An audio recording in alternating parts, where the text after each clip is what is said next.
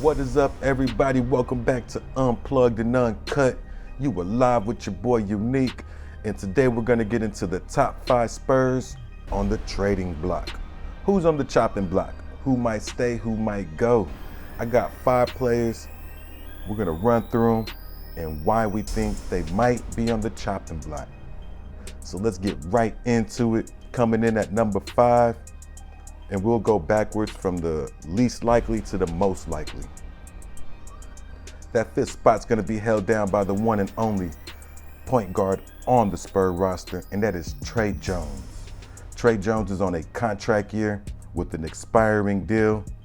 The Spurs will have to decide if they're willing to let this season play out and possibly lose Trey Jones like they lost Lonnie Walker, Kyle Anderson, etc. for nothing. Do you re-sign him at an affordable contract now? Or do you trade him to reach out for some more draft assets in the future? And that way you're not losing Trey Jones for nothing.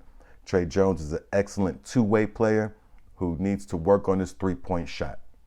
But he is an excellent defender, on-ball defender, and he can get buckets and set up his teammates. He's just not the best three-point shooter at this moment. So Trey Jones falls into the 5th spot for those reasons. Contract year, expiring deal. Do you really want to lose this player for nothing? A la Lonnie Walker. Coming in at the 4th spot. A little bit of a surprise because the Spurs actually signed this player and took a chance with him, and that is Zach Collins. But Zach Collins has the 4th highest contract on the Spurs, so could be thrown in there as contract filler somewhere. His contract is right at over $7 million. And not just the contract, the Spurs might want to look at some of their younger forwards / bigs this year when they're might be more focused on development than wins. So that might be a reason Zach Collins is on the trading block. Number 3.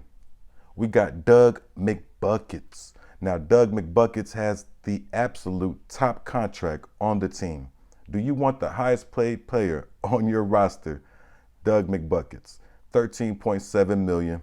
He is a three-point specialist, and he's actually very good with off-ball movement, a little underrated with his cuts to the basket and his ability to finish above the rim, but really good at moving off the ball.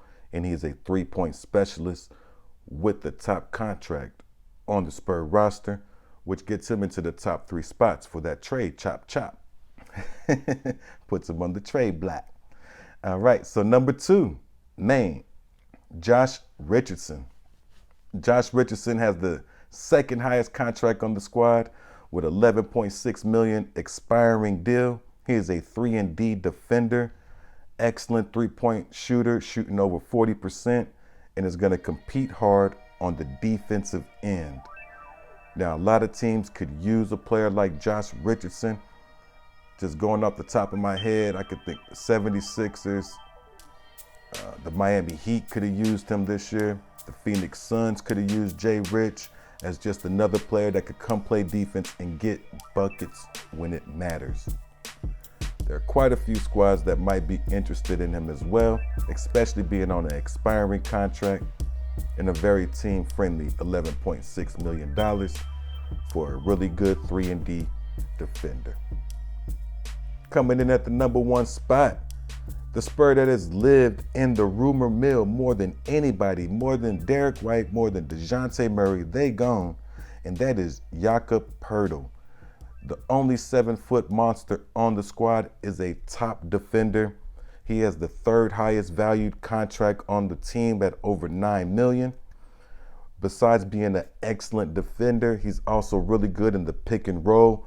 Averaged 14 points, 10 boards. It really was 13.9, but that is safe to call 14. And 10 boards was 9.8, which is safe to call 10. He was 0.2 under, my bad, y'all. But Jakob Poeltl has lived and died in these trade talks. More than once he has been on the verge of going out, but the Spurs have just not received the package that they want for Jakob Poeltl yet. That is the only reason he hasn't left the squad. They are still shopping him, and I do not expect him to finish the season with the Spurs. However, if he does finish the season with the Spurs, maybe they're able to extend him on another team-friendly contract somewhere in that 2 for 26, where he's making 13 million per, or 12 and 14, something like that, or 14, 12 if you want to do reverse pay. But around 26 million, 13 a year, I think you could see Jakob Poeltl return. I don't think they want to spend too much on an extension for Jakob Poeltl, so I would not expect the Spurs to extend him for anything over 15. I think that'd be the line. And if they cannot come with the contract agreement by the trade deadline, if they're planning on keeping him, then we definitely see him out the door.